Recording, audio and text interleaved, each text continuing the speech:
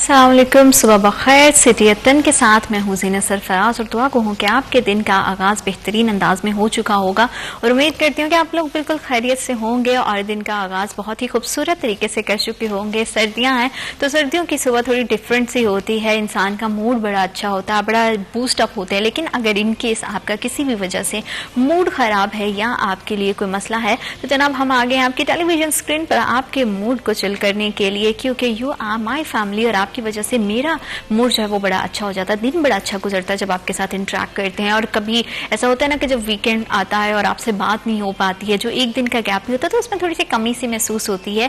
तो आपके दिन का आगाज बेहतरीन अंदाज में हो, हमेशा से हमारी कोशिश होती है, क्योंकि हमारा प्रोग्राम आप ही की वजह से है और आप लोग हमारे लिए बहुत ज़्यादा इंपॉर्टेंट है। आपके कोई भी आपका कोई मसला है उसको हाईलाइट करना या आपसे रिलेटेड कोई इन्फॉर्मेशन है जो आपके माइंड में क्वेश्चंस होते हैं, डाउट्स होते हैं, मेरी कोशिश होती है कि अपने प्रोग्राम के थ्रू उसको क्लियर किया जाए। और जैसे कि हमेशा अपने दिन का आगाज़ एक पॉजिटिव एनर्जी के साथ करना चाहिए, तो हमेशा हम दूसरों के लिए बहुत बेहतरीन चीज़ें सोचते हैं, लेकिन कभी कभी ऐसा होता है कि हमारे खुद के लिए कुछ चीज़ें और कुछ हालात तंग हो जाते हैं। तो कभी भी ये नहीं सोचना चाहिए कि हम तो दूसरों के साथ अच्छा करें, फिर हमारे साथ ऐसा क्यों होता है। जब अल्लाह आपको अपने बंदों के जरिए कोई तकलीफ देता है तो उसका मतलब ये होता है कि वो रब की ज़ात आपको अपने करीब करना चाहती है। तो कोशिश करें कि जब भी किसी मुश्किल में हो, किसी परेशानी में हो, तो अपने और अल्लाह के ताल्लुक़ को मजबूत करने की कोशिश करें।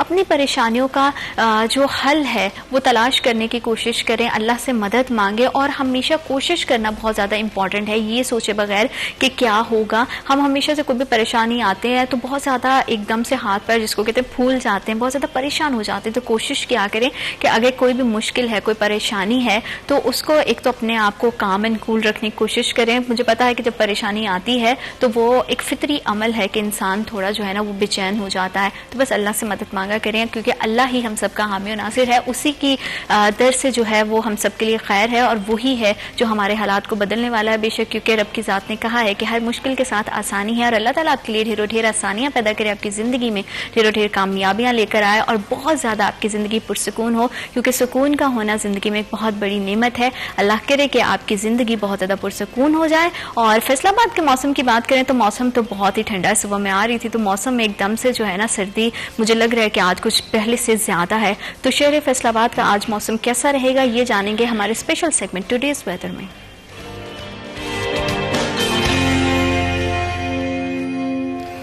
फैसलाबाद का आज मौसम की अगर बात की जाए तो ज़्यादा से ज़्यादा दर्जा हरारत 22 डिग्री सेंटीग्रेड और कम से कम दर्जा हरारत 10 डिग्री सेंटीग्रेड रहेगा। लेकिन मैं देख रही थी कि सुबह जब मैं आ रही थी तो एक धुंध की एक पूरी की पूरी जो है ना वो शीट मुझे एक लेयर दिखाई दी और सूरज जो है वो बादलों की ओर से थोड़ा सा निकल के चमकना शुरू हुआ, तो एक हल्की सी उसकी चमक थी।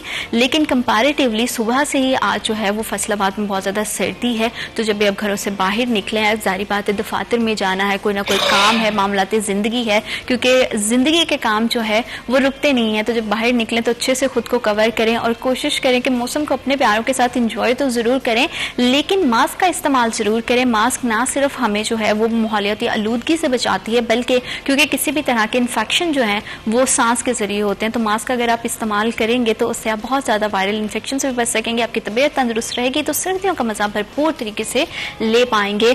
हम जब फैसलाबाद के तरक्याती मंसूबों की बात करते हैं तो हमेशा से हमारी कोशिश रही है, हमारे चैनल की कोशिश रही है कि जहाँ पे अच्छा काम हो रहा है उसे अप्रिशिएट किया जाए और जहाँ पे कुछ भी कोई जगह पे फॉल्स हैं तो उसको भी हम हाईलाइट करते हैं, मसाइल के बारे में बात करते हैं। और हमारा मकसद सिर्फ ये होता है कि उन मसाइल का हल हो सके, क्योंकि हम सब फैसलाबाद से बिलोंग करते हैं, तो हम सब चाहते हैं कि फैसलाबाद में जो तरक्याती मंसूबे शुरू हुए हैं वो तेज़ रफ्तारी के साथ अपने पाया तकमील तक पहुँच सके, ताकि फैसलाबाद के शहरियों को उससे बहुत ज़्यादा फ़ायदा भी पहुँचे। और देखें, एक शहर का हुस्न होता है जब वहाँ पे कोई भी प्रोजेक्ट स्टार्ट किए जाते हैं तो हर किसी की कोशिश होती है, शहरियों की इसमें बड़ी दिलचस्पी आ जाती है। तो तरक्याती मंसूबों का काम कितनी स्पीड अप है और कितनी तेज़ी से चल रहा है, इसी हवाले से जो है वो तमाम अपडेट्स लेने के लिए कल के दिन यानी कि 12 दिसंबर को निगरान वज़ीर आला पंजाब मोहसिन नकवी ने फैसलाबाद का दौरा किया और उन्होंने डिफरेंट प्रोजेक्ट को देखा और मीडिया टॉक भी की। इस पूरी मीडिया टॉक में उन्होंने किस हवाले से बात की और किस तरह की अपडेट्स हैं इसी पे बात करने के लिए आज हमें स्टूडियोज में ज्वाइन किया हमारे सीनियर रिपोर्टर हैं अब्दुल रहमान। अस्सलाम वालेकुम अब्दुल रहमान, कैसे हैं आप? अल्लाह का शुक्र। Thank you so much for coming. और साथ ही साथ इन्हीं मौजूद पर बात करने के लिए हमारे रिपोर्टर हैं फजील अहमद, उन्होंने भी हमें ज्वाइन किया। अस्सलाम वालेकुम फजील, कैसे हैं आप? थैंक यू सो मच आप दोनों मेहमानों का बहुत शुक्रिया। सर्दी आज बहुत है तो मिजाज कैसे हैं, जिंदगी कैसी जा रही है? जी अभी तो सर्दी फैसलाबाद में पड़नी शुरू हुई है, अभी आने वाले दिनों में मजीद बढ़ेगी, तो ये शुक्र है कि सर्दी आ रही है। इससे पहले तो जो दिन में अच्छी खासी गर्मी हो जाती थी और मुझे आज भी लग रहा है शायद धूप अच्छी निकल आए। लेकिन सुबह जैसे मैं देख रही थी कि सूरज जो है कभी थोड़ा सा बादल की ओर से निकलता था तो बड़ी एक माइनर सी वो उसकी झलक हमें दिखाई दी। और मेरे जैसे लोग जिसको बहुत ज्यादा सर्दी लगती है तो आज तो मुझे लग रहा था सर्दी बहुत ज्यादा है, काश हमें भी छुट्टी हो जाए। का स्कूलों की तरह किसी दिन ऐसा भी हो कि चैनल से कॉल आए कि नहीं आज छुट्टी है, आज आप घर पे रेस्ट करें, लेकिन ऐसे एनी हाउ पॉसिबल नहीं है। अब्दुल रहमान, कल वजीर आला ने जो है वो फैसलाबाद में डिफरेंट जगह का दौरा किया। पहले तो आप ये बताएं कि उन्होंने कहाँ कहाँ विजिट किया और क्या अपडेट्स रही? Thank you. देखिए ज़ीनत, यहाँ पर सीएम पंजाब के हवाले से ये बात है कि वो बड़े मुतहरक है जी, फौरी पहुंच जाते हैं और बगैर किसी को परेशानी में डाले, कोई जैसे वो होता है ना बहुत बड़ा प्रोटोकॉल भी नहीं होता, और वो हर जगह का विजिट करते हैं और वापस लाहौर चले जाते हैं। देखिए फैसलाबाद में एक तो जो अस्पतालों की रिवैम्पिंग का काम चल रहा है, स्पेशली लाइट अस्पताल है, लाइट 2 है, उसका विजिट किया, मुलाकात की, उधर देखा बाकायदा तौर पर, और उन्हें जो है वो डेडलाइन दी कि ये 31 जनवरी तक लाजमी होना चाहिए। और लाहौर में भी बहुत बड़े प्रोजेक्ट्स थे जो उन्होंने अपनी पूरी डेडलाइन में बनवाए। इसी तरह से जुमरा अब्दुल्लापुर जो फ्लाईओवर बन रहा है उसके हवाले से विज़िट किया और कमिश्नर को हिदायत की है कि यहाँ पर इसका बाकायदा रोज़ाना की बुनियाद पे विज़िट किया जाए, रिपोर्ट्स भिजवाई जाएँ और ये जनवरी के शुरू में जो है वो मुकम्मल किया जाए। FDA ये बना रहा है। फिर इसी तरह से जो है वो खिदमत मरकज़ का दौरा किया, उधर लाइसेंस के हवाले से गुफ्तगू की। देखें सीनत, बात ये की जाती है यहाँ पर अभी लाइसेंस के हवाले से बड़ी तनकीद भी हो रही होगी, तो जो बंदा गाड़ी लेता है, बाइक लेता है, लेकिन फिर उस पर लाइसेंस नहीं बनाता। देखिए एक CM जो कि कानून पे अमल दरामद करवा रहे हैं, कुछ भी कोई नया नहीं है काम ना। ये ज़रूरी है कि जो भी बंदा गाड़ी या बाइक लेके आता है उसके पास ड्राइविंग लाइसेंस होना चाहिए, वो कम उम्र नहीं होना चाहिए, हेलमेट होना चाहिए। तो ये सारी तो वो बातें जो ऑलरेडी कानून में सिर्फ उन पे अमल दरामद करवाया जा रहा है, तो जो है वो तनकीद हो रही है एक तबके की जानिब से। ये हमेशा से पाकिस्तान का मसला रहा है कि जो भी कुछ चेंज करना चाहता है उस पर तनकीद हुई है।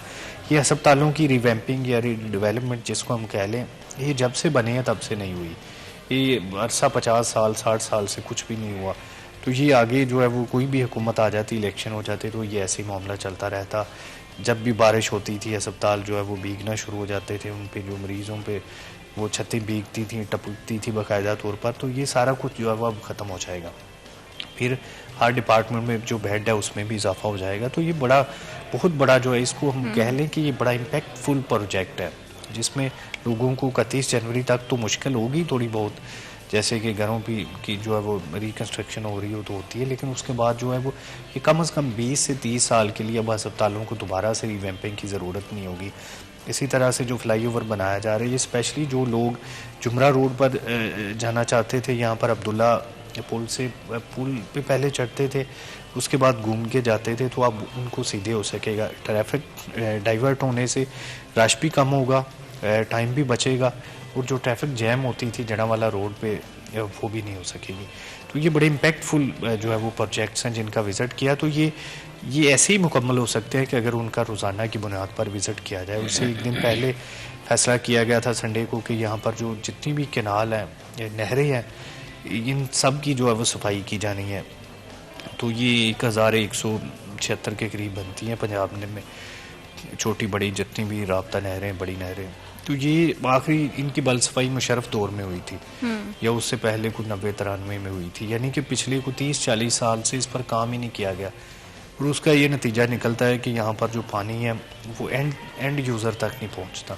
जब सफाई हो जाती है फिर समझ लें कि 50% तक जो पानी वो ज़्यादा बेहतर हो जाता है। वही पानी होता है, लेकिन सफाई की वजह से वो रास्ते में अटकता भी है, मुख्तलिफ चीज़ें फेंकी होती हैं। आप गुजरते हुए कोई भी नहर में देख लें तो लोगों ने कूड़ा करकट भी फेंका होता है, तो वो सारा कुछ पानी की जो फ्लो में रुकावट बनता है। ये लोगों के लिए भी बड़ा ज़रूरी है कि यहाँ पर कम से कम शहर की हदूद में लोग, मैं ये कहना चाहता हूँ कि गाँव की हदूद में लोग बड़े अक्लमंद हैं, वो कभी भी नहीं फेंकते, क्योंकि उनके जानवरों ने पानी लेना है, मवेशियों ने पानी पीना है उधर से, ये खेतों को सैराब करना है तो वो पानी गंदा नहीं करते। शहर के लोग इस मामले में मैं बड़ा हैरान होता हूँ।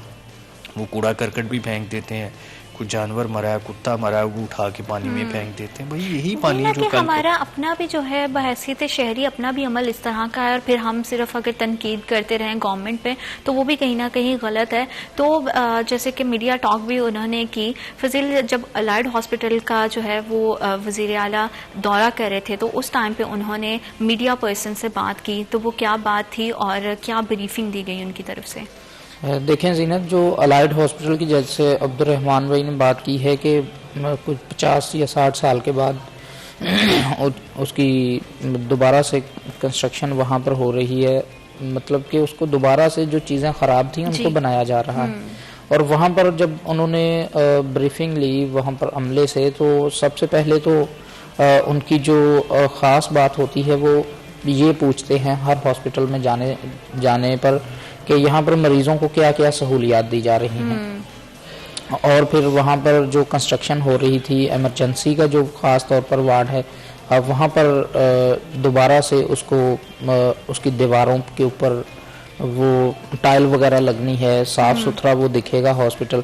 वहाँ पर जब जो वाइस चांसलर थे और उसके अलावा MS थे साथ, तो वो बाकायदा तौर पर उनसे छोटी छोटी बात के ऊपर ब्रीफिंग ले रहे थे। ये देखें, वो पहले वज़ीर आला हैं पंजाब के कि जो वो प्रोजेक्ट शुरू करते हैं वो उनके तमाम उसका जो आइडियाज़ वो देते हैं वो उनके जहन में होता है। हाँ। और जब तक वो काम नहीं हो जाता, मुकम्मल नहीं हो जाता, वो तमाम चीज़ें अपने जहन में रखते हैं। अब जो हॉस्पिटल में जब गए तो उन्होंने सबसे पहले मरीज़ों की सहूलियात के बारे में उनसे ब्रीफिंग ली। उसके बाद जो कंस्ट्रक्शन का काम हो रहा था उसके बारे में पूछा कि ये कितना हो चुका है, कब तक हो जाएगा।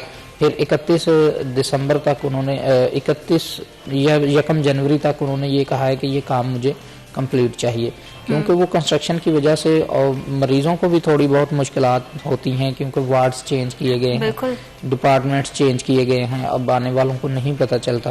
तो इसलिए उन्होंने कहा है कि इसको जल्दी से जल्दी कंप्लीट किया जाए और जो मरीजों की सहूलियात हैं उनको बेहतर से बेहतर सहूलियात दी जाए।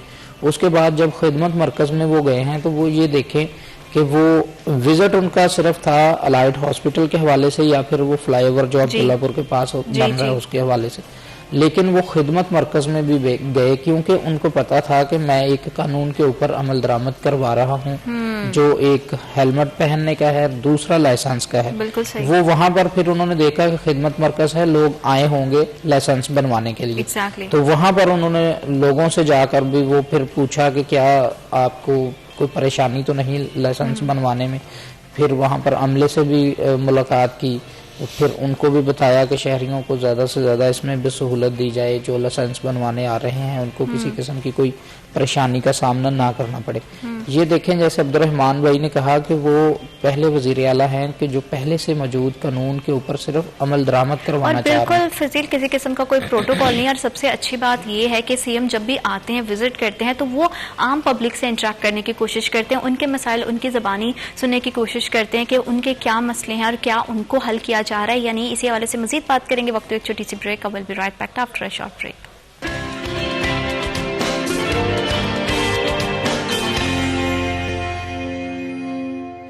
Welcome back after short break. आप देख रहे हैं सिटी एट 10। और जैसा कि वज़ीर आला पंजाब मोहसिन नकवी ने कल बरोज़ मंगल के रोज़ जो है वो फैसलाबाद का दौरा किया और तरक्याती जितने भी प्रोजेक्ट हैं उसके हवाले से उन्होंने ब्रीफिंग्स ली, अपडेट्स ली। तो बड़ा ज़रूरी होता है कि अगर कहीं पे कोई काम शुरू किया जाता है तो उसके बारे में आपको ज़रूर इल्म होना चाहिए कि वहाँ पर कितना जो है वो कितना स्पीडअपली काम किया जा रहा है। क्योंकि हमेशा से हमने देखा है कि थोड़ा सा हमारे माशरे में, पाकिस्तानी माशरे में थोड़ा सा लापरवाही का मुजाहरा हमेशा से किया जाता है इदारों की जानिब से और हुकूमत की जानिब से। लेकिन बहुत अच्छी बात है कि कोई ऐसा है जो आता है और बिल्कुल ऐसे उनके आने से उनकी प्रेजेंस ऐसे होती है जैसे एक बिल्कुल कॉमन सा आदमी हम में से ही निकल के हमारे ही बारे में, हमारे मसाइल के बारे में बात कर रहे हैं। और सबसे अच्छी चीज़ जो उनकी सबसे अच्छी क्वालिटी ये है कि वो पब्लिक से बहुत इंटरेक्ट करते हैं। वो उनके मुँह से जानना, उनकी ज़ुबानी जानना चाहते हैं कि उनके क्या मसाइल हैं और कब तक जो है ना वो उनकी कोशिश होती है कि जल्द अज जल्द उनको हल किया जा सके और फिर वो कोई ना कोई एक जो है ना वो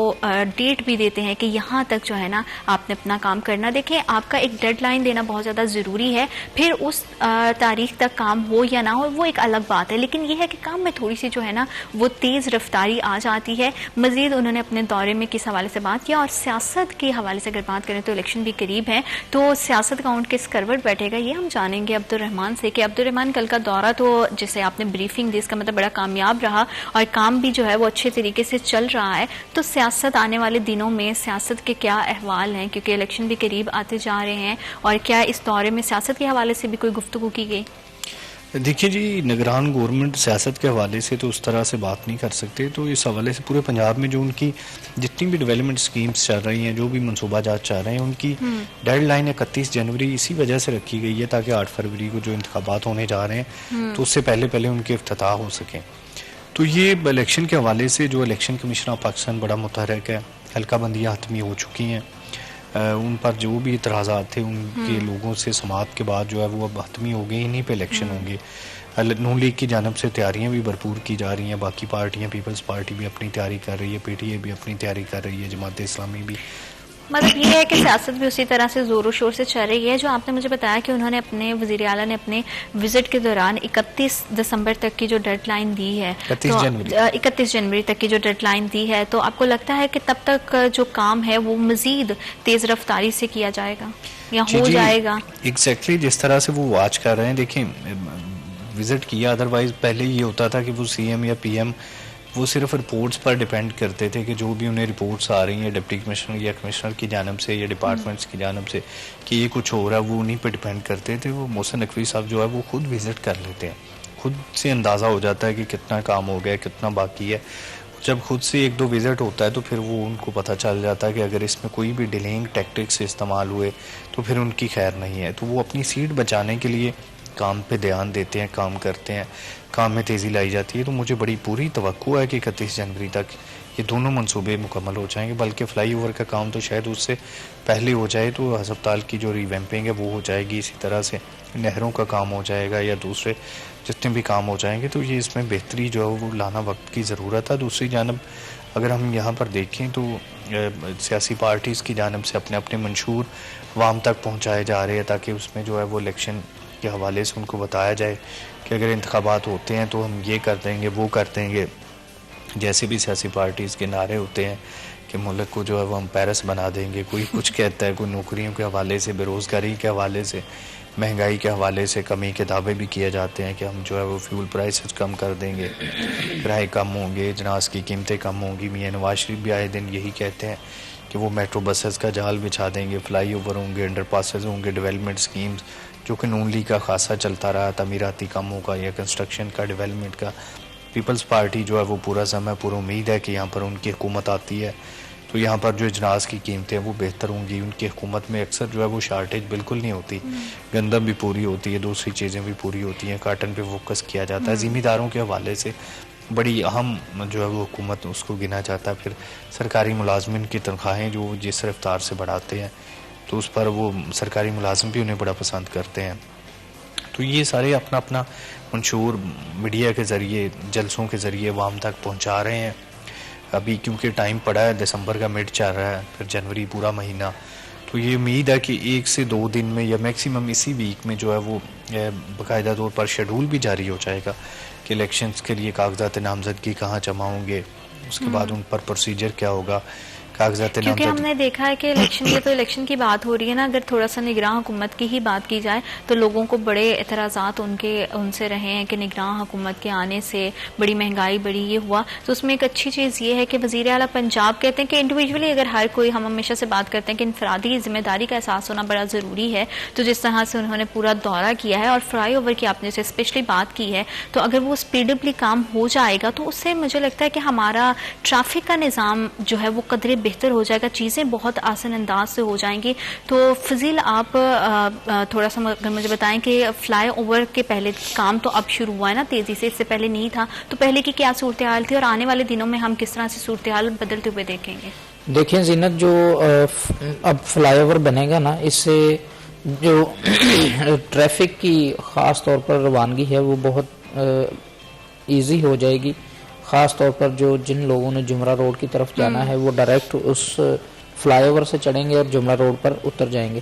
पहले होता ये था कि जब आप अब्दुल्लापुर का पुल उतरते थे, कुछ लोगों ने कैनाल रोड की तरफ जाना है, कुछ लोगों ने जड़ावाला रोड की तरफ जाना है, कुछ लोगों ने जुमरा रोड की तरफ मुड़ना होता था। तो अब वहाँ पर जैसे ही पुल उतरते थे तो इतना रश बढ़ जाता था कि नहर से शुरू होकर पीछे पुल तक ट्रैफिक जैम हो जाती थी अक्सर मगरिब के बाद।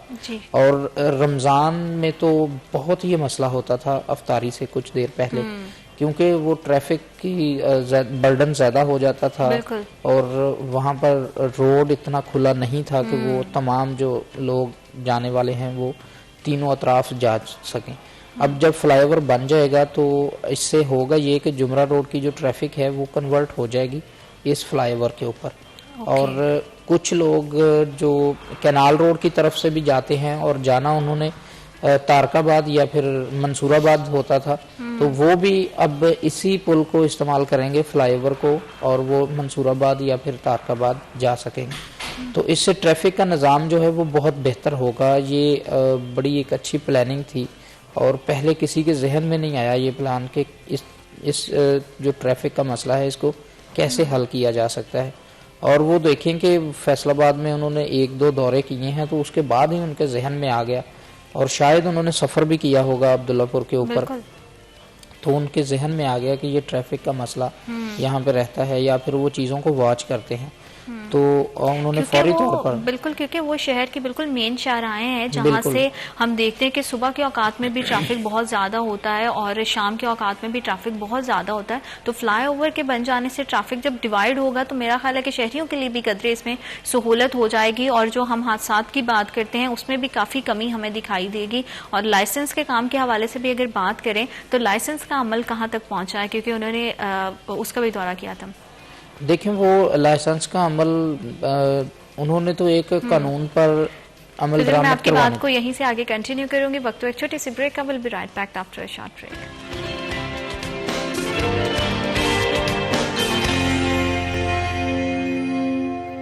Welcome back after short break. आप देख रहे हैं सिटी एट 10 और हम बात कर रहे हैं वज़ीर आला पंजाब मोहसिन नकवी के फैसलाबाद के दौरे के हवाले से, जहां पे उन्होंने एलाइड हॉस्पिटल का विजिट किया। उसके बाद उन्होंने खिदमत मरकज़ का भी विजिट किया और वहां से शहरियों से उनकी गुफ्तगू हुई और उन्होंने उनसे पूछा कि क्या जो सहूलियात उनको मैसर हैं और ड्राइविंग लाइसेंस बनाने के हवाले से जो प्रोसीजर स्टार्ट हुआ है उसमें कितनी उनके लिए आसानियाँ हैं।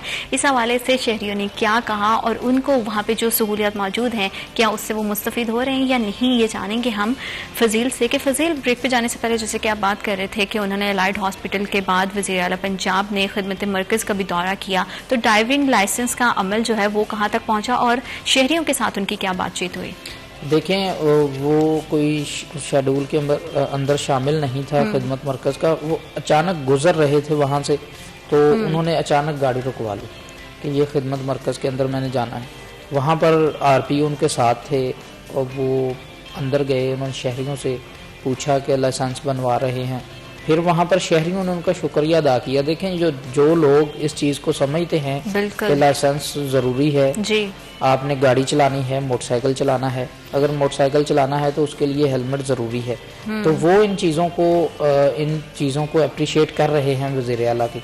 लेकिन कुछ लोग हमेशा से, जैसे अब्दुर्रहमान भाई ने कहा है कि एक तबका हमेशा से पाकिस्तान में वो रहा है कि वो उसका काम ही यही है कि एक कॉर्नर के अंदर, नुक्कर के अंदर बैठ जाना और उसने हर काम को कहना ये क्या हो रहा है। हाँ, वो उन्होंने सिर्फ तनकीद करनी है। लोगों ने, शहरियों ने शुक्रिया भी अदा किया है कि जिस तरह आपने लाइसेंस के लिए मुतहर्रिक किया है ट्रैफिक पुलिस को कि वो लाइसेंस लोगों के बनवाएं। पहले बहुत मुश्किलात होती थी और अब तो ऑनलाइन सिस्टम उन्होंने कर दिया है। अच्छा। वो इस चीज पर कि आप घर बैठे अपना जो लर्निंग है वो अप्लाई कर सकते हैं। उसके बाद आप जाएं सेंटर। मैं एक दिन देख रहा था सोशल मीडिया के ऊपर, IG पंजाब से उनकी गुफ्तगू हो रही थी। वो ऐसे ही लाहौर के अंदर किसी मरकज के अंदर ही वो विजिट करने के लिए गए थे। उन्होंने कहा था कि आप ये करें कि आप लाइसेंस जब कोई बनवाता है, ऑनलाइन अप्लाई करता है, तो उसको कॉल करें। जैसे वो डॉक्टर के पास जाता है कि उसका ये नंबर है, ये टाइम है, इस तरह आप उसको टाइम दें कि आपका 10:20 पर आपकी वो ट्राई होगी, आपने यहाँ पर पहुंच जाना है 10:20 पर, अगले बंदे को फोन करके कहें कि आपका 10:25 का टाइम है, वो इस तरह से मतलब इस चीज को सीरियस ले रहे हैं कि इस कानून पर अमल दरामद होना है और पंजाब के अंदर 100% लोगों के जो ड्राइविंग लाइसेंस हैं वो बनेंगे, और बगैर ड्राइविंग लाइसेंस के गाड़ी चलाना वो तो कानून के अंदर पहले भी जुर्म है। तो मतलब अब वो ये चाह रहे हैं कि तमाम जो पंजाब के लोग हैं वो एक तो लाइसेंस के बगैर गाड़ी ना चलाएं, दूसरा मोटरसाइकिल का जो हेलमेट के बगैर चलाते हैं 2000 रुपये का चालान है, वो किसकी सेफ्टी आखिर किसकी है? वो सेफ्टी भी हमारी है, शहरियों की है। उनके लिए ये देखें, निगरान गवर्नमेंट किसी सियासी पार्टी की गवर्नमेंट नहीं होती, और ये उन्होंने साबित किया है कि ये सिर्फ आवाम की गवर्नमेंट है और आवाम के लिए काम किए जा रहे हैं। इसमें कोई ऐसी चीज़ें नहीं कि जो चीज़ वो न्यू लेकर आ रहे हैं अपनी तरफ से ऐड कर रहे हैं, नहीं, वो सिर्फ ये चाह रहे हैं कि कानून पर अमल दरामद हो और लोगों की जो बेहतरी है वो हो। तो वो चाहे कोई प्रोजेक्ट है जैसे फ्लाईओवर का उन्होंने शुरू करवाया है तो वो भी शहरियों की सहूलत के लिए है। अगर हेलमेट के हवाले से वो सख्ती करवा रहे हैं तो वो भी शहरियों की बेहतरी के लिए, सहूलत के लिए है। लाइसेंस अगर वो कह रहे हैं कि हर बंदे का होना चाहिए, तो वो भी ये देखें कि हर बंदा मुंह उठा के सड़क के ऊपर गाड़ी या मोटरसाइकिल लेकर नहीं घूम सकेगा। वो भी, उससे भी सेफ्टी ये होगी कि एक्सीडेंट्स जो हैं उनमें कमी आएगी, हादसात में कमी आएगी। लोग जो हैं वो उनको लाइसेंस के भी बहुत फ़ायदे होते हैं, वो भी कुछ चीज़ें ऐसी हैं कि आपके पास लाइसेंस हो तो बहुत सी चीज़ों से आप बच सकते हो, क्योंकि कानून पे अमल दरामद करना बहुत ज़्यादा ज़रूरी है। और हम देख रहे थे, जैसे हमने पहले भी प्रोग्राम्स में अपनी बात की है कि जो है टीन एजर्स की बहुत ज़्यादा तादाद बढ़ गई है, कि पेरेंट्स का भी इसमें बड़ा किरदार होता है कि आप अपने बच्चों को बाइक साइकिल दे देते हो, मोटरसाइकिल दे दी, आपने गाड़ी दे दी, ये देखे बगैर कि उनकी अभी बड़े कम उम्र ड्राइवर हैं। तो आपको लगता है कि पहले से जैसे ही ये ड्राइविंग लाइसेंस बनने का सिलसिला शुरू हुआ है तो अब हमें रोड्स पे जो है वो कम उम्र ड्राइवर अब कतरे उनमें कमी आएगी और पहले से कम दिखाई देंगे? जीनत, अब तो बहुत कम दिखाई देते हैं और जो जा भी रहा हो तो उसे डर होता है कि वो ट्रैफिक पुलिस रोक लेगी। देखें, अच्छा काम ये किया है कि चालान के साथ साथ उन पे FIR भी दी जाती है। ये है तो बहरहाल एक संगीन बात कि यहाँ पर FIR देने से उनका कैरियर ख़राब हो सकता है, लेकिन ये चीज़ उन्हें पहले से सोचनी चाहिए। ये देखें, कोई भी बंदा अगर कोई असले का यूज़ करता है तो ये उसकी रिस्पॉन्सिबिलिटी होती है। इसी तरह से ये वालिदैन की रिस्पॉन्सिबिलिटी है कि बेसिकली जो गाड़ी मालिक है या बाइक मालिक है उस पर भी FIR होनी चाहिए कि उसने 18 साल से कम उम्र बच्चे को क्यों दी, क्योंकि वो इमेच्योर है, जिसको दी है वो नहीं चला सकता। ये लाहौर में जो एक्सीडेंट हुआ था कि जिसमें उसने गाड़ी उल्टा दी थी तो वो कम उम्र बच्चा ही था, 6 लोगों को मार डाला उसने। तो ये मतलब बहुत सारे हादसात में बाइकर इन्वॉल्व होते हैं और उसमें ज़्यादा कम उम्र लोग होते हैं। फिर हेलमेट नहीं होता, हेड इंजरी होती है तो वो जो उनकी मरने के ज़्यादा इम्कान होते हैं बनिस्बत उसके जो हेड इंजरी से महफूज रहता है। और इस तरह के जितने भी कवानीन बनाए गए हैं उसका मकसद सिर्फ ये होता है कि हमारी उसमें सेफ्टी हो, शहरियों की सेफ्टी हो, और इसमें बहैसियत सिटीजन हमारा भी उतना ही किरदार होना चाहिए। इस हवाले से मजीद बात करेंगे वक्त एक छोटी सी ब्रेक का। Will be right back after a short break.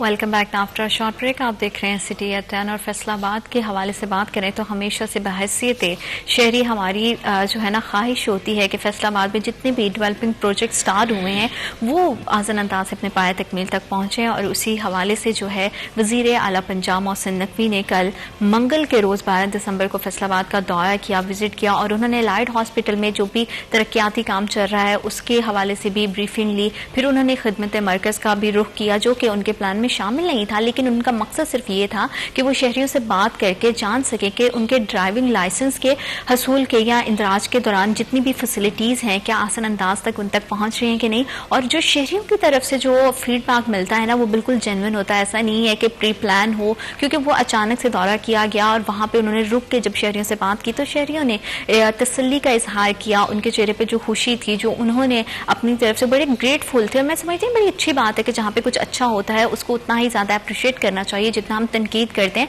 तनकीद का जो मकसद है या मतलब है वो तनकीद बराए तनकीद नहीं, तनकीद बराए इस्लाह होनी चाहिए। लाइसेंस के हवाले से अगर बात करें तो बहुत ही कम उम्र ड्राइवर हमने देखा है कि पिछले कई अरसे से हमें अपने रोड्स पे दिखाई देते हैं, जिसकी वजह से हादसात की शरह में भी इजाफा हो जाता है और बहुत हादसात हुए भी हैं। लेकिन अब अच्छी और खुशआइन बात यह है कि इस पर कंट्रोल किया जाएगा और आने वाले दिनों में इसमें कितनी हद तक बेहतरी आएगी ये जान रहे थे हम अब्दुल रहमान से कि बहुत कम उम्र ड्राइवर की अब जो है कमी हमें रोड्स पे दिखाई देगी, उससे सूरत हाल कितनी बेहतर होगी और बहैसियत शहरी हमारी वालिदैन की भी कितनी ज़्यादा रिस्पॉन्सिबिलिटी इस चीज़ को समझना कि ये एक संगीन जुर्म है।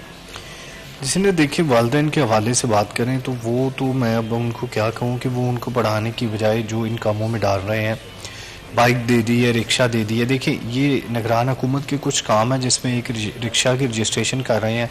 ये चिंची rickshaw as a rickshaw registered नहीं है, ये एज ए बाइक रजिस्टर्ड होता है। पीछे गैर कानूनी बॉडी लगाते हैं और ये जो बस फिर अल्लाह का नाम ले और एक्सीडेंट्स की भरमार। तो ये बड़ा अच्छा होने जा रहा है, इनकी रजिस्ट्रेशन होगी, रजिस्ट्रेशन के बगैर कोई चढ़ेगा उसके खिलाफ भी कार्रवाई होगी। कम उम्र ड्राइवरों को पकड़ने का फ़ायदा ये हुआ है कि अब यहाँ पर सारे मैच्योर ड्राइवर होंगे, 18 साल के लोग होंगे जो कि थोड़े मैच्योर होते हैं और वो देखभाल के गाड़ी चलाएंगे। हेलमेट का इस्तेमाल लाजमी होगा, इससे जो उनकी स्पीड फ्लो है उसमें भी थोड़ी कमी आएगी और वो बंदे के पुत्र बनकर जो है वो गाड़ी चलाएंगे, क्योंकि उन्हें अंदाज़ा होगा कि यहाँ पर उनका कैरियर भी ख़राब होगा, पर्चा भी होगा, उन पर जो है वो जुर्माना भी होगा, उनका चालान भी होगा 2000 रुपये का। तो ये सारी वो चीज़ें हैं जिनसे ट्रैफिक कंट्रोल करने में बेहतरी आएगी। बच्चे बिल्कुल छोटे छोटे बच्चे बाइक्स पे होते हैं, छोटे बच्चे 18 साल से कम उम्र रिक्शा चला रहे होते हैं, जो कि 12 हादसात का बाइस बनते हैं। और ये हादसात की एक बड़ी वजह चिंची रिक्शा और मोटर ये बाइक्स हैं जो कि चल रही होती हैं और जिनको स्पेशली जो है वो यंगस्टर चला रहे होते हैं, वन व्हीलिंग कर रहे होते हैं। और ये जब से ये कार्रवाई शुरू हुई है मुझे कहीं पर वन व्हीलिंग भी नज़र नहीं आई, क्योंकि ये सारा वही टोला था जो कि पुलिस को चकमा देकर या उनसे मिल मिला के कार्रवाई कर रहा था। लेकिन जब प्रेशर आया तो वो भी जो है वो गायब हो गया, क्योंकि अब उन्हें अंदाज़ा है कि वो उनके साथ जो है वो क्या सलूक होगा। तो ये इससे ट्रैफिक बेहतर करने में मदद मिलेगी, लोगों को सफ़र करने में आसानी पैदा होगी। जो लोग महज इनकी वजह से हादसात का बाइस बनते हैं या मुहतात होकर ड्राइविंग करते हैं कि गाड़ी को नुकसान ना पहुँचा दे रिक्शे वाला, बाइक वाला, उनके लिए बड़ी आसानी पैदा होगी और फिर कानून पर अमलदारी जो है वो हो सकेगी। फिर इसमें कई करोड़ रुपए के इनको जुर्माने आयद किए जा रहे हैं। इनको भी समझ लें कि एक तरह से जिसका एक बार चालान हो गया या FIR होगी उसको भी अकल आ जाएगी। तो ये मजमूई तौर पर ओवरऑल सोसाइटी को बेहतर बनाने के हवाले से एक पहला कदम है। कि देखें पब्लिक ट्रांसपोर्ट की नाकामी की बड़ी वजह ये बनती है, ये जो बसेस बड़ी चलती थी कि ये रिक्शे चिंची आ गए, सवारी टू सवारी, रोड टू रोड, उन्होंने जो है वो थोड़े पैसों में काम चलाया और अपना बेड़ा गर्क किया, माहौल का बेड़ा गर्क किया। ये रिक्शे भी एक बड़ी वजह जो माहौलियाती आलूदगी बनती है, स्मोक बनती है। अगर पब्लिक ट्रांसपोर्ट मजबूत हो तो लोग बजाय कितनी गाड़ियों या बाइक्स के या रिक्शों के एक बस में जा सकते हैं, तो धुआं तो उतना ही उसने छोड़ना है। तो ये सारी चीज़ें बेहतरी की जानब इशारा कर रही हैं कि यहाँ पर हुकूमत संजीदा हो चुकी है। जैसे आपने बोला था कि थोड़ा सा सख्त कानून तो है, लेकिन हमने खुद ही जो है वो इदारों को इतना मजबूर कर दिया है। अगर हम अपनी जिम्मेदारी का खुद एहसास करें तो मुझे लगता है कि वो इस तरह के कवानीन नहीं बनाएंगे और बच्चों पे इतना सख्त जो है ना वो कानून आयद नहीं होगा। अब्दुल रहमान आपका बहुत शुक्रिया।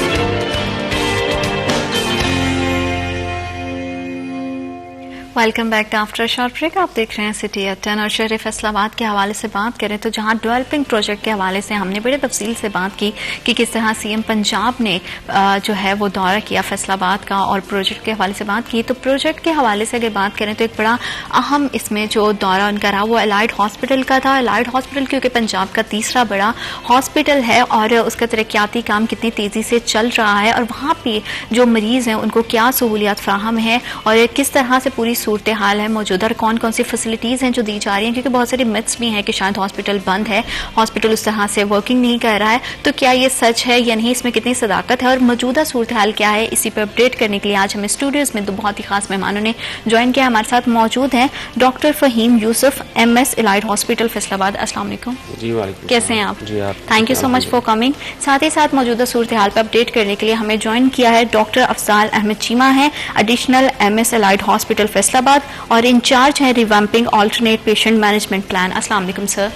कैसे हैं आप? बहुत शुक्रिया। थैंक यू सो मच आप दोनों मेहमानों का बहुत शुक्रिया। सबसे पहले तो मिजाज कैसे हैं, किस तरह से जो है वो सर्दियां गुजर रही हैं? जी अल्हम्दुलिल्लाह बहुत अच्छी सर्दियां जा रही हैं। आप सुनाएं, आप ठीक हैं? बिल्कुल ठीक ठाक है, बहुत शुक्रिया आप दोनों का। सर अगर थोड़ी सी बात की जाए अलाइड हॉस्पिटल के हवाले से, तो पंजाब का तीसरा बड़ा जो है वो हॉस्पिटल है, बहुत दूर दूर से लोग यहाँ पर आते हैं। तो पहले तो हॉस्पिटल की मौजूदा सूरत हाल क्या है, क्योंकि रिवैम्पिंग का काम भी चल रहा है, बड़े मिथ्स ये हैं कि शायद हॉस्पिटल उस तरह से सर्व नहीं कर रहा है शहरियों को, तो मौजूदा सूरत हाल के हवाले से बताइएगा। जी देखिए, जैसा आपने बताया है कि अलाइड हॉस्पिटल पंजाब का तीसरा बड़ा अस्पताल है और यहाँ पे फैसलाबाद की 9 मिलियन पॉपुलेशन इस्तेफादा हासिल करती है और इसके साथ साथ 20 मिलियन पॉपुलेशन एडजेसेंट जो डिस्ट्रिक्ट्स हैं वहाँ से लोग आते हैं। बिल्कुल।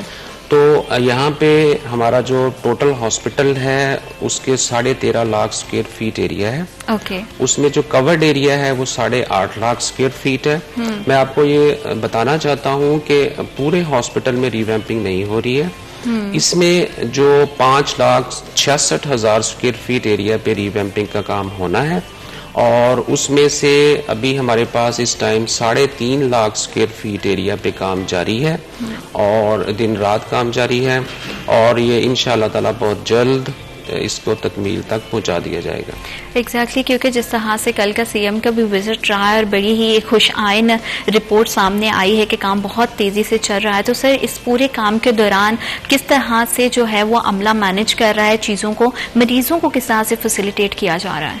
जी इसमें ऐसे है कि कोई प्रॉब्लम नहीं हमें हो रही, क्योंकि अपना हमारे वाइस चांसलर साहब बढ़ती प्रोफेसर जफर अली चौधरी साहब की वीएन के मुताबिक और उनकी जो प्लानिंग होती है उसके मुताबिक हम चल रहे हैं। तीनों हॉस्पिटल जो एफएमयू के साथ अटैच्ड हैं, अलाइड 2 और फैसलाबाद टीचिंग हॉस्पिटल गुलाम अहमदाबाद, तो इसमें हमने एक प्लान किया हुआ है। वो मीटिंग हुई थी हमारी सब एचओडीज के साथ, उसमें हमने ये डिपार्टमेंट्स हैं इसमें ऑलमोस्ट सारे इसमें मेडिसिन के हैं, सर्जरी के हैं हमारे पास, उसके अलावा ये हमारे पास यूरोलॉजी है और ये गायनी है, इसके अलावा ENT, इनको हमने ये गुलाम अहमदाबाद और अलाइड 2 के साथ हमने अपना इनके साथ बेड्स और इमरजेंसीज और ऑपरेशन थिएटर्स, ये सब हम यानी कि जो फैसिलिटीज इधर हैं वो हम उधर भी अपना पैरेलल चला रहे हैं दोनों साइड पे हमने। तो CCU जो हमारे पास था उसको हमने गुलाम अहमदाबाद में शिफ्ट कर दिया है। पेशेंट्स इधर आ रहे हैं हमारे पास मेडिकल इमरजेंसी में, और लेकिन उसके बाद स्टेबल करने के बाद FIC में या गुलाम अहमदाबाद में हम शिफ्ट कर रहे हैं। तो अल्हम्दुलिल्लाह कोई प्रॉब्लम नहीं है हमें इस टाइम। लेकिन इसके साथ साथ ये है कि अगर हमें कहीं कोई महसूस हुआ तो हम हसीब शहीद हॉस्पिटल और समनाबाद इसको भी हम साथ इंक्लूड करेंगे इस प्लान में। बिल्कुल ठीक हो गया। तो सर अभी क्या हॉस्पिटल में जो मरीजों की तादाद है वो पहले की तरह उसी तरह से है या अभी थोड़े मरीजों की तादाद को कम जो है वो मरीजों को अटेंड किया जा रहा है, क्योंकि काम भी चल रहा है, जैसे कि सर ने कहा है कि मैनेज तो बहुत अच्छे से चीजें हो रही हैं, तो क्या सूरत हाल में थोड़ी सी पहले से थोड़ा सा डिफरेंस है या पहले की तरह ही हर आने वाले पेशेंट को जो है वो अटेंड किया जा रहा है? जी देखिए, अगर कल का डाटा ले तो कल हमने 750 पेशेंट्स जो हैं वो इमरजेंसीज में डील किए हैं। जिसमें हमारे पास 300 के करीब लोग मेडिकल इमरजेंसी में आए हैं और 200 के करीब पेशेंट सर्जिकल इमरजेंसी में देखे गए हैं। इस तरह से गायनी की इमरजेंसी में 70+ पेशेंट्स देखे गए हैं और इसके साथ साथ हमारे पीड्स इमरजेंसी में कल 108 बच्चे जो है वो इमरजेंसी में आए हैं और इसके साथ साथ हमारी कार्डिक इमरजेंसी भी फाल है। बिल्कुल ये गलत कॉन्सेप्ट है कि शायद हॉस्पिटल बंद है, किसी पेशेंट्स को देखा नहीं जा रहा।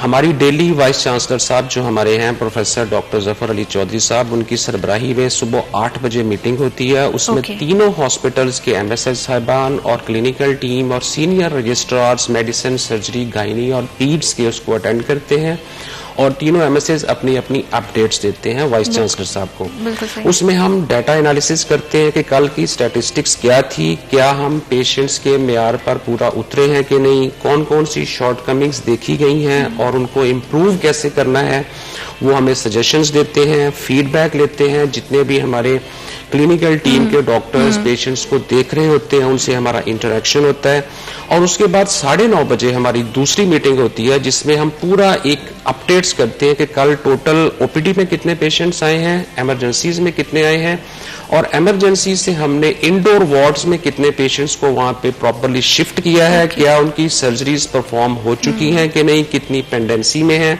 और इसके साथ साथ मैं आपके तवज्जुह से अवाम को बताना चाहता हूं कि अलाइड हॉस्पिटल में, बल्कि जो फैसलाबाद मेडिकल यूनिवर्सिटी के साथ 3 हॉस्पिटल्स अटैच हैं, जिसमें अलाइड 1 है, अलाइड 2 जिसको पहले सिविल हॉस्पिटल कहते थे, और गुलाम मोहम्मदाबाद का जो फैसलाबाद टीचिंग हॉस्पिटल है। इन तीनों हॉस्पिटल्स में सेहत कार्ड बड़ी जोर शोर से उसका जारी है काम। पेशेंट्स जो हैं वो जितने हम एनरोल करते हैं उसमें से 90% लोग हम सेहत कार्ड पे एनरोल कर रहे हैं। और इसके साथ साथ मैं आपको बताना चाहूँ कि आउट पेशेंट डिपार्टमेंट जो है वो 100% फाल है। हमने अल्टरनेट अरेंजमेंट्स किए हुए हैं। हॉस्पिटल्स के अंदर ही हमने अपने डिफरेंट जगहों पे साइनेज लगाए हुए हैं और लोगों को वहां पे गाइड किया जाता है कि मेडिसिन का आउटडोर यहाँ पे है, सर्जरी का इस साइड पे है, फार्मेसी हमारी इस साइड पे है। चूंकि रिवैम्पिंग काफी सारे एरिया पे जारी है, कुछ डिपार्टमेंट्स वाइस चांसलर साहब की सरबराही में मीटिंग के बाद डिसाइड हुआ था कि जैसे डेंटल हॉस्पिटल हमारे अलाइड हॉस्पिटल में एक बहुत बड़ा यूनिट है, उसको हमने फैसलाबाद टीचिंग हॉस्पिटल में शिफ्ट किया है। इसी तरह इमरजेंसीज 24/7 अलाइड हॉस्पिटल में 100% दी जा रही है। किसी पेशेंट को इनकार नहीं किया जा रहा। जैसे कि मैंने आपको बताया है कि मेडिकल इमरजेंसी समेत तमाम इमरजेंसीज 100% फाल हैं। और जो फैसलाबाद के दूसरे हॉस्पिटल है, जैसा कि मैंने बताया अलाइड 2 है, गुलाम मोहम्मदाबाद हॉस्पिटल है, इनको हमने उसी तरह से फंक्शनल कर दिया है।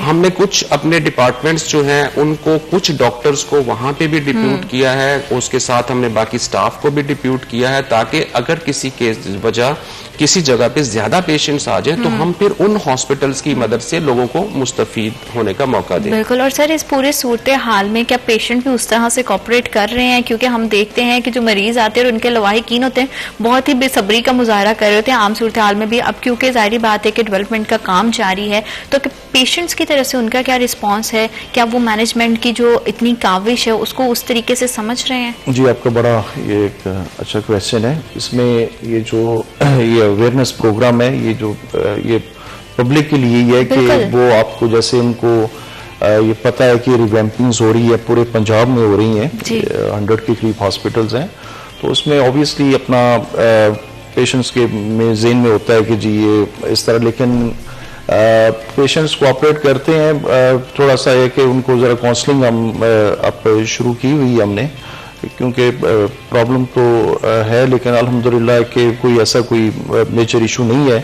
लेकिन ये इस प्रोग्राम के वसत से मेरी अपना अवाम से भी अपील है कि वो ये जो ये आपके फायदे के लिए ये हो रहा है कि इंशाल्लाह ये बड़ा अच्छा आपको स्टेट ऑफ द आर्ट आपको वार्ड्स मिलेंगे, हर चीज़ मिलेगी। तो इसमें थोड़ा सा कि वो सब्र का मुजाहरा करें। और ये है कि ये इस प्रोग्राम की वजह से जो अपने हमारे दूसरे लोग भी देख रहे हैं, उनसे ये मैं रिक्वेस्ट करूंगा कि ये जो अपना ये टर्शरी हॉस्पिटल है, इसमें एक कॉम्प्लिकेटेड पेशेंट्स के लिए ये इधर ये हॉस्पिटल बना हुआ है। ये जो नज़ला ज़ुकाम या छोटे मोटे मसले हैं, ये कि अपना प्राइमरी सेकेंडरी लेवल पे ये मैनेज करवाएं, अपने BHUs पे हैं उधर आएँ, अपना तहसील हेडक्वार्टर हॉस्पिटल्स हैं उधर जाएं। और जो कॉम्प्लिकेटेड केसेस हैं, यही एक सिस्टम बना हुआ है कि जो कॉम्प्लिकेटेड केसेस होते हैं वो जो मैनेज नहीं कर सकते वो हमारे टर्शरी हॉस्पिटल की तरफ वो अपना रेफर करते हैं। तो आवाम से ये रिक्वेस्ट है कि वो छोटे मोटे अपना जो प्रॉब्लम्स हैं उनके लिए उधर रुजू करें, और कॉम्प्लिकेटेड जो मसले हैं वो हम हाजिर हैं, हमारी टीम में हाजिर हैं और हर तरह की फैसिलिटी मौजूद है। बिल्कुल। और क्योंकि आवाम को हर तरह की सहूलत मौजूद है और ये उन्हीं के फ़ायदे की बात है, हॉस्पिटल का काम जितनी जल्दी पाया तकमील तक पहुंचेगा उतना ही ज़्यादा जो है वो सहूलियात से मुस्तफ़िद हमारी आवाम हो सकेगी, हमारे शहरी हो सकेंगे। हॉस्पिटल के हवाले से मज़ीद बात करेंगे, लेकिन वक्त तो एक छोटी सी ब्रेक का। Will be right back after a short break.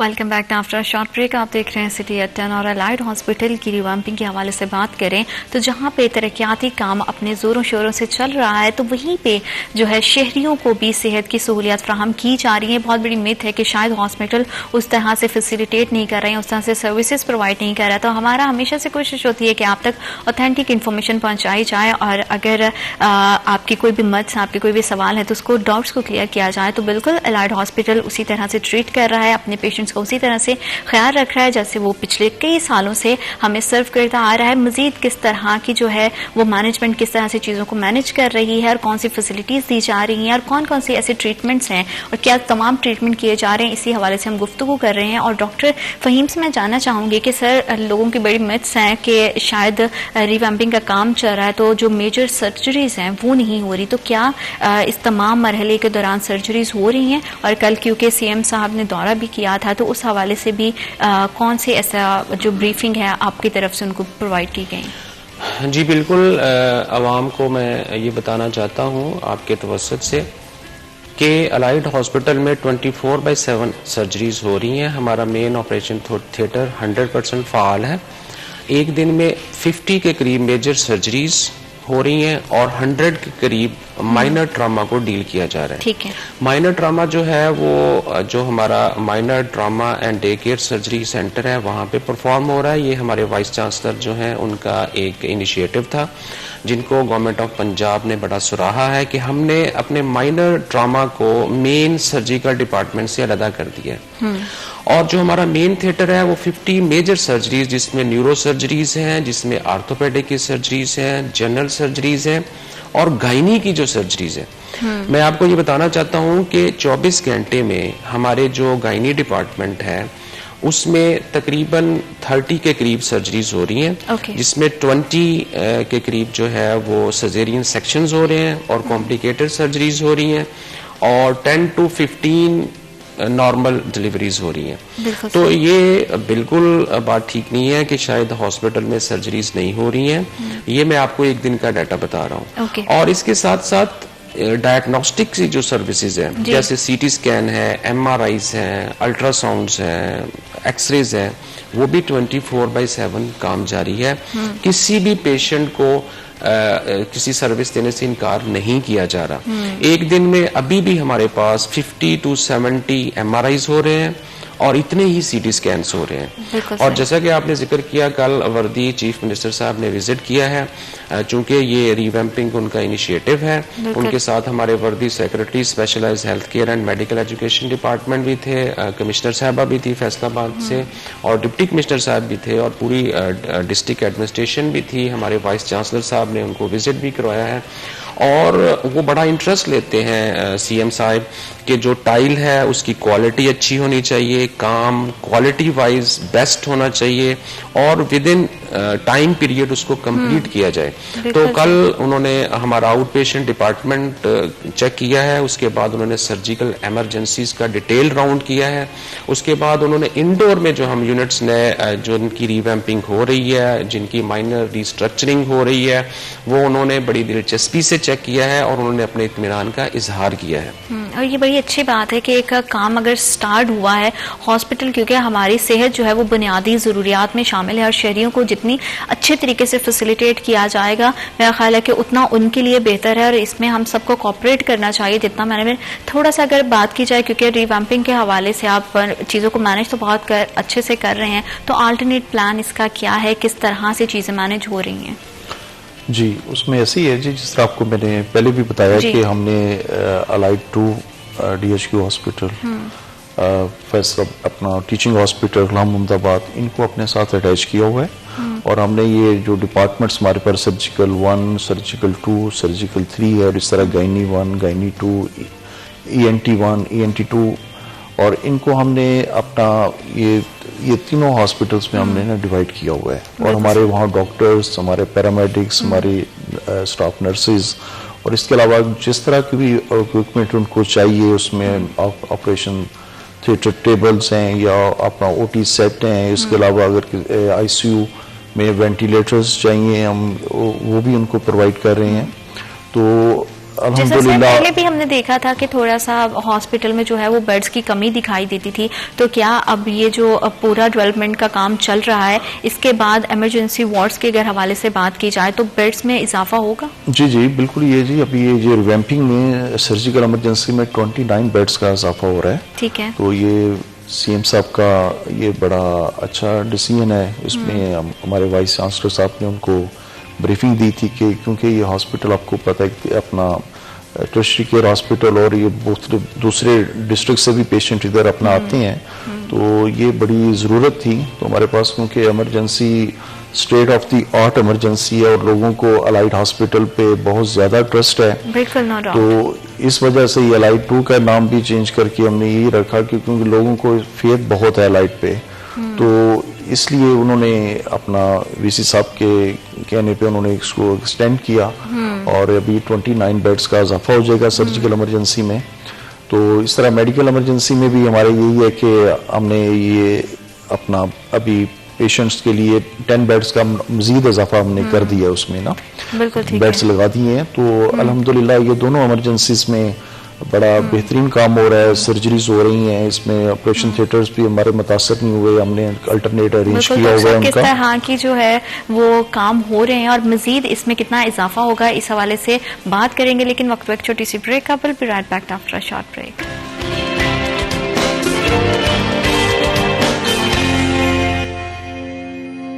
Welcome back after short break. आप देख रहे हैं सिटी एट 10 और एलाइड हॉस्पिटल की रीवाम्पिंग के हवाले से हम बात कर रहे हैं कि डेवलपमेंट का काम कितनी तेजी से चल रहा है और बड़ी अच्छी बात है कि एक बहुत पॉजिटिव रिपोर्ट भी सामने आई है। सीएम साहब ने जो है वो कल का दौरा भी वहां पे किया और बहुत अच्छी ब्रीफिंग उनकी तरफ से आई और ये तमाम सहूलियत जो है ये मरीजों के लिए हैं, शहरियों के लिए है, ताकि फैसलाबाद के और फैसलाबाद के इर्द गिर्द से दूर दूर के इलाकों से जो लोग यहाँ पे आते हैं उनका एक ट्रस्ट बिल्डअप है एलाइड हॉस्पिटल पर। तो उस ट्रस्ट को मजीद मजबूत करने के लिए डॉक्टर्स का और अमले का अपने मरीजों से ताल्लुक जो है वो मजीद उसको ट्रस्ट वर्थी बनाने के लिए जो है वो पूरी काविश की जा रही है और आई एम श्योर आने वाले दिनों में ये बहुत अच्छे से जो है वो इन्हांस होकर चीजें और भी बेहतर दिखाई देंगी, सूरत मजीद बेहतर होगी। किस तरह की सहूलियत मौजूदा दौर में जो अभी के वक्त में जो है वो प्रोवाइड की जा रही हैं, उसी हवाले से हम अपडेट लेंगे डॉक्टर फहीम से। उनसे जानेंगे कि किस तरह के सर जो है अब तक नंबर ऑफ बेड्स की अगर बात की जाए तो एलाइड हॉस्पिटल में टोटल नंबर ऑफ बेड्स कितने हैं और मेडिसिन की अवेलेबिलिटी के हवाले से अगर आप थोड़ी सी ब्रीफिंग दे दें कि क्या हर तरह की मेडिसिन जो है वो हॉस्पिटल प्रोवाइड कर रहा है अपने पेशेंट्स को। जी देखिए, हमारे पास इस टाइम 1520 एग्जिस्टिंग बेड्स हैं। जैसा कि डॉक्टर साहब ने बताया है कि 29 बेड्स मजीद ऐड हो रहे हैं हमारी सर्जिकल इमरजेंसीज में। सर्जिकल इमरजेंसी में ये 29 बेड्स का इजाफा होने के बाद हमारी जो इमरजेंसी सर्विसेज हैं वो बहुत बेहतर हो जाएंगी। अब हमारे पास 1550 बेड्स होने जा रहे हैं। तो इन बेड्स के ऊपर हम बहुत अच्छा मैनेज कर रहे हैं पेशेंट्स को। हमारा जो ज्यादा रश होता है वो मेडिकल यूनिट्स में होता है और इसके अलावा जो हमारे ट्रामा के यूनिट्स हैं जैसे न्यूरो सर्जरी यूनिट्स हैं, आर्थोपेडिक्स यूनिट्स हैं और गायनी के जो यूनिट्स हैं। क्योंकि सर पहले भी सॉरी मैं आपकी बात को इंटरप्ट कर रही हूँ, बेड्स के हवाले से जो भी हमारे पास पहले भी रिपोर्ट आती है पेशेंट्स की ज्यादा कंप्लेन ये होती है कि वहां पे पेशेंट ज्यादा हो जाते हैं, बेड की बड़ी कमी है। तो ये सारी सूरत हाल क्या ये दुरुस्त है? इसके हवाले से आप थोड़ा सा अगर लोगों को क्लैरिटी दे दें कि क्या बेड्स की तादाद वाकई कम है और मरीजों की तादाद ज्यादा है या वो मिस मैनेजमेंट है या मैनेजमेंट करने में थोड़ा सा जो है वो आ रहा है। जी देखें, जैसा कि पहले भी जिक्र हुआ है कि अलाइड अस्पताल जो है लोगों को इसके ऊपर कॉन्फिडेंस है। बिल्कुल बिल्कुल। और वो बड़े इत्मीनान के साथ वो अलाइड हॉस्पिटल में आ रहे होते हैं। ना सिर्फ जिला फैसलाबाद के जो इर्द गिर्द के अजला है वहां से भी मरीज आ रहे होते हैं। बिल्कुल। तो जितने भी मरीज हमारे पास हॉस्पिटल में आते हैं हम उनको अल्हम्दुलिल्लाह बड़ी अच्छी सर्विस प्रोवाइड करते हैं। जैसा कि मैंने जिक्र किया है कि कुछ यूनिट्स हमारे ऐसे हैं जो कि ओवर क्राउडेड हो जाते हैं, लेकिन उनको फिर हम मैनेज करते हैं मैनेजरियल स्किल्स यूज करके। जैसे मेडिसिन, गायनी, आर्थोपेडिक और न्यूरो सर्जरी में ज्यादा रश होता है और हमारे कुछ ऐसे वार्ड्स भी होते हैं जिनमें सारे बेड्स ऑक्यूपाई नहीं होते, फिर हम उसको ओवरफ्लो के तौर पर यूज करते हैं। जो पेशेंट्स एक वार्ड की एक्सेस से ज्यादा होते हैं उनको हम दूसरी यूनिट्स में शिफ्ट करके उनको अच्छे तरीके से देखभाल करते हैं और वहां पे डॉक्टर्स और बाकी अमला हमारा जो है वहां प्रोवाइड होता है। जो आपने मेडिसिन का जिक्र किया, मैं आपको बताना चाहता हूं कि इस टाइम इमरजेंसीज हमारी जो 5 जगह पे चल रही हैं 100% ईच एंड एवरीथिंग वहां पे including medicine and logistics 100% free है। ओके। एक सिंगल पैनी का किसी पेशेंट से कोई मेडिसिन नहीं मंगवाई जाती। जो हमारे इंडोर यूनिट्स हैं उसमें भी इस टाइम करंटली 90 to 95% जो मेडिसिन हैं वो 100% फ्री हैं। तमाम पेशेंट्स को अद्वियात की दस्तयाबी है। और इसके साथ साथ मैं आपको बताऊं, जो हमारा आउट पेशेंट डिपार्टमेंट है इसमें हमारे पास इस टाइम 92 आइटम्स अवेलेबल हैं जो कि अवाम को दिए जा रहे हैं। उसमें तमाम ग्रुप्स इंक्लूडेड हैं, हाइपरटेंशन के, डायबिटीज के, जोड़ों के दर्द के, इन्फ्लेमेटरी मेडिसिन जो हैं, रिमेटोलॉजी की हैं, पल्मोनोलॉजी की हैं, नेफ्रोलॉजी की मेडिसिन हैं, ईच एंड एवरीथिंग अवेलेबल है। इसके साथ साथ हम लोगों को आउटडोर में रेडिएशन की सर्विसेज भी प्रोवाइड करते हैं। अच्छा। क्योंकि हमारे पास दूर दराज से लोग आते हैं, सेंट्रल रीजन का बहुत बड़ा हॉस्पिटल है और हमारे पास अलाइड हॉस्पिटल में जो ऑन्कोलॉजी सेंटर है ये एक state of the art unit है। ये हमारे जो वर्दी वाइस चांसलर हैं प्रोफेसर डॉक्टर जफर अली चौधरी, उन्होंने इनको, इस वार्ड को फिलैंथ्रोपिस्ट से रेनोवेट करवाया है। और अगर आप विजिट करें तो आपको लगेगा कि एक state of the art unit है और वहां पे रेडिएशन 24/7 प्रोवाइड की जा रही है। और हर किस्म का जो हमारा कैंसर है उसके पेशेंट्स आते हैं, सीरियल वाइज उनको टाइम दिया जाता है और वो बड़े अच्छे से मुस्तफीद हो रहे होते हैं। बिल्कुल सही। और सर जैसे कि कुछ टाइम से ये भी बड़ा सुनने में आया कि मार्केट में इंसुलिन की बड़ी शॉर्टेज है, तो क्या अलाइड हॉस्पिटल में इंसुलिन पेशेंट्स को प्रोवाइड की जा रही है और क्या मौजूद है अमले के पास? जी देखिए, इंसुलिन जो है वो 3 किस्म की इंसुलिन है, वो तीनों किस्म की अलाइड हॉस्पिटल में मौजूद है। इंडोर में तमाम किस्म की इंसुलिन पेशेंट्स को दी जा रही है। जो आउटडोर में है वो हम एक माह में 2500 वाइल्स पेशेंट्स को दे रहे हैं, जो कि डेली का 70-80 के करीब लोग हमारे आउटडोर से इंसुलिन लेके जा रहे हैं। उसका एक मैकेनिज्म है। देखिए, इंसुलिन एक ऐसी चीज है जो कि हर पेशेंट को ऐसे नहीं दी जा सकती। पहले कंसल्टेंट ने उसकी डोज एडजस्ट करनी होती है, इंसुलिन की टाइप एडजस्ट करनी होती है, उसके बाद उसने उसका एक रजिस्ट्रेशन होनी होती है और वेरिफिकेशन के बाद जो पेशेंट को हमारा कंसल्टेंट कह देते हैं कि जी ये इसको देनी चाहिए, उसको हम 100% दे रहे हैं। और कुछ पेशेंट्स ऐसे भी होते हैं जो बहुत पुअर होते हैं और वो बिल्कुल खरीद नहीं सकते होते हैं। उनके लिए हमने एक अलग से क्राइटेरिया बनाया हुआ है और उस क्राइटेरिया को अगर वो कोडल फॉर्मेलिटीज फुलफिल करते हैं तो एक ट्रांसपेरेंट तरीके से हम उनको इंसुलिन प्रोवाइड करते हैं। बिल्कुल सही है सर। जैसे कि आप मैनेजमेंट का भी सारा देख रहे हैं और कैंसर वार्ड की अगर बात करें तो वो भी आप ही के अंडर आता है, उसी को भी देखते हैं। तो कैंसर पेशेंट्स के लिए कौन सी ऐसी फैसिलिटीज हैं जो स्पेशली अलाइड हॉस्पिटल उन्हें प्रोवाइड कर रहा है? जी ऐसे है कि कैंसर वार्ड जो हमारा पहले भी अच्छा था और अभी तो स्टेट ऑफ द आर्ट है रेनोवेशन के बाद, तो वो किसी भी ये अपना बड़े हॉस्पिटल का ये मुकाबला कर सकता है। और यहाँ 3-4 साल पहले अपना हमारे पास रेडिएशन के अपना प्रोफेसर साहब इधर काम कर रहे थे ओली, लेकिन ये वीसी साहब ने ये 3-4 साल पहले बहुत अच्छा डिसीजन लेके यहाँ मेडिकल ऑन्कोलॉजिस्ट अलहदा अपना कर दिए हैं और रेडिएशन ऑन्कोलॉजिस्ट अलहदा कर दिए हैं। और अब हमारे पास मेडिकल ऑन्कोलॉजिस्ट 5 कंसल्टेंट्स होते हैं जो पहले इधर नहीं थे। तो अल्हम्दुलिल्लाह अपना दूसरी तरफ रेडिएशन, और जैसे आपको जैसे मैंने बताया कि 24/7 ये आपको रेडिएशंस यहाँ मिल रही होती हैं। यहाँ फैसिलिटी है हमारे पास तीनों शिफ्टों में। और इसके अलावा जो स्टेट ऑफ द आर्ट एक अपना बड़ी नई मशीन है जो हॉस्पिटल में एक आधे हॉस्पिटल में है, वो भी अपना यहाँ प्रोवाइड। यहीं से कंटिन्यू करूंगी और जानेंगे कि और किस तरह की फैसिलिटीज स्पेशली कैंसर पेशेंट्स के लिए हैं। लेकिन वक्त एक छोटी सी break, I will be right back after a short break.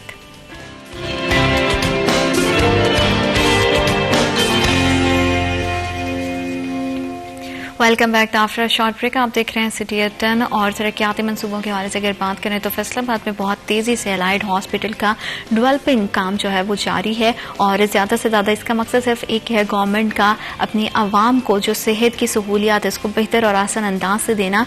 और हम बात कर रहे थे ब्रेक पे जाने से पहले कि क्योंकि कैंसर पेशेंट के लिए बहुत जरूरी होता है कि उनको बड़ी अच्छे से सहूलियात दी जाए। अलाइड हॉस्पिटल किस तरह से उनको ट्रीट करता है और किस तरह से जो है वो उनको फैसिलिटीज प्रोवाइड की जा रही हैं, ये हम जान रहे थे डॉक्टर अफजाल से। सर आप बता रहे थे कि किस तरह से अलाइड हॉस्पिटल हमारे पास कीमो डिपार्टमेंट है इसमें, ठीक है ना, जिसमें आपको मेडिसिन जो है अपना वो लगती है, रेडिएशन है जिसमें रेडिएशंस लगती हैं। तो अल्हम्दुलिल्लाह ये बड़ा स्मूथली अब डिपार्टमेंट चल रहा है। बहुत दूर से पेशेंट्स आते हैं और बड़ा उनको रिलीफ मिल रहा है। इधर मेडिसिन के हवाले से भी हम उनको हर तरह की मेडिसिन प्रोवाइड करते हैं, कोई उसमें प्रॉब्लम नहीं होती। जो अपना कोई मेडिसिन को महंगी हो वो हम बैतुल माल या ज़कात फंड से भी उनको प्रोवाइड करके देते हैं। बिल्कुल सही। तो उसके अलावा ये है कि हमारे वो अपना जो डॉक्टर्स हैं वो अल्हम्दुलिल्लाह उनका बड़ा कैंसर पेशेंट के साथ एटीट्यूड बहुत उनका अच्छा है। कैंसर पेशेंट तो खास तौर पे डिजर्व करते हैं ये, तो उनके लिए। इसके अलावा हमने डाइटिंग एंड न्यूट्रिशन डिपार्टमेंट को भी इसमें इन्वॉल्व किया हुआ है कि हमारे वो जो डॉक्टर्स हैं डाइटिशियन डिपार्टमेंट के, वो इधर आके उनका जो अपना प्लान होता है, अपना फूड प्लान होता है, इसमें डाइट प्लान होता है, वो इनके साथ डिस्कस करते हैं। और हम उनको ये अपना फैसिलिटीज़ बिल्कुल फ्री ऑफ कॉस्ट हम प्रोवाइड करते हैं। मॉर्निंग इवनिंग पे भी ये हमारे डॉक्टर्स उधर से आके ये अपना इनको फूड प्लान देते हैं। और इसके अलावा सलानी वाले जो इधर अपना सर्विसेज प्रोवाइड कर रहे हैं कि सारे हॉस्पिटल के पेशेंट्स इवन अटेंडेंट्स को भी वो अपना तीनों टाइम का खाना, नाश्ता, दोपहर का खाना, रात का प्रोवाइड कर रहे हैं। ये बहुत बड़ी फैसिलिटी है। तो ये कैंसर पेशेंट्स के लिए अलग वो प्रोवाइड करते हैं। बिल्कुल ठीक। तो इस तरह से मतलब कि अच्छे से हर पेशेंट का जो है वो ख्याल रखा जा रहा है। सेटिस्फाइड है सारे। बिल्कुल ठीक है। और क्योंकि पेशेंट का सेटिस्फाइड होना बहुत ज्यादा जरूरी होता है। डॉक्टर साहब अगर बात करें रिवैम्पिंग के हवाले से, तो आपने इतना ज्यादा डिटेल हमें बताई है। इसके अलावा एडिशनल फैसिलिटीज जो गवर्नमेंट की तरफ से प्रोवाइड की जाएंगी, कोई इस तरह की एडिशनल फैसिलिटीज हैं जो रिवैम्पिंग के साथ साथ जो है वो हॉस्पिटल को प्रोवाइड की जाएंगी?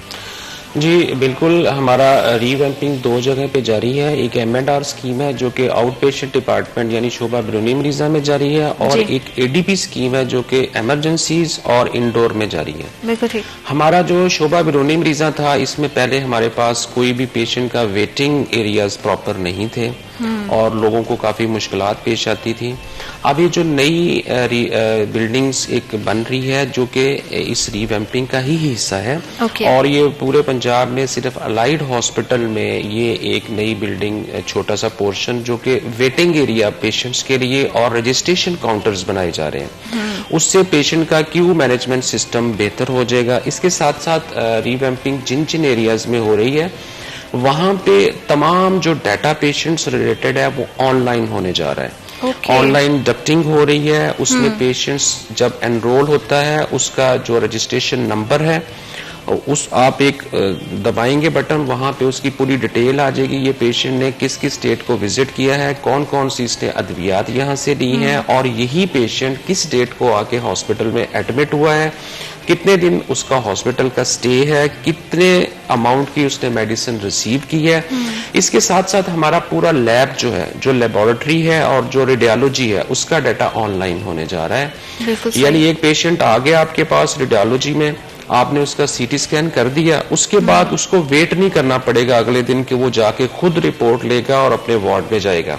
वहां से डायरेक्ट लिंक हो जाएगा कंसर्न वार्ड्स में, और कंसल्टेंट को पेशेंट्स की फिल्म और रिपोर्ट जाएगी। उसमें एक वेटिंग एरिया कम होगा, पेशेंट और डॉक्टर के दरमियान फासला कम होगा और मरीज बेहतर अंदाज से मुस्तफीद हो सकेंगे। बिल्कुल सही। और इसके साथ साथ ये बहुत ट्रांसपेरेंट सिस्टम होगा कि कौन सा मरीज आ रहा है, उसका क्या स्टे है और उसने क्या क्या सहूलियात यहाँ से अवेलेबल करवाई हैं। इसके साथ साथ हमारे जो बेड हेड साइड यूनिट्स लग रहे हैं, हाँ जी, कि हर बेड के ऊपर एक BHU, जिसको हम बेड हेड साइड यूनिट्स कहेंगे, कि अगर किसी मरीज को किसी टाइम 24/7 में कोई सीरियस हालत होती है या उसको कोई मसला होता है, हमारे जो वर्दी स्टाफ है वहां पे वो एक बटन प्रेस करेंगे, वही सेम बेल डॉक्टर्स के काउंटर पे और हमारे नर्सिंग काउंटर पे जाएगी। पूरा अमला जो है वो चौकन्ना होके उस बेड की तरफ जाएंगे और उस पेशेंट को फैसिलिटीज जो है वो अवेलेबल करवाएंगे। मतलब कि इससे पूरा एक सिस्टम जो है वो बन जाएगा, मैकेनिज्म इस तरह का होगा कि बर वक्त जो है वो हर सहूलियत जो है वो मरीज तक फ्राहम की जाएगी, और बहुत ज्यादा जरूरी भी है। तो सर ये जो पूरा सिस्टम है जो डिजिटलाइज्ड हो जाएगा, ये सिर्फ स्पेसिफिक एरियाज तक रहेगा या पूरे हॉस्पिटल को इसमें इंक्लूड किया गया है? ये जो रीवैम्पिंग जिन एरियाज में हो रही है वो तो 31 जनवरी तक कंप्लीट हो जाएगा।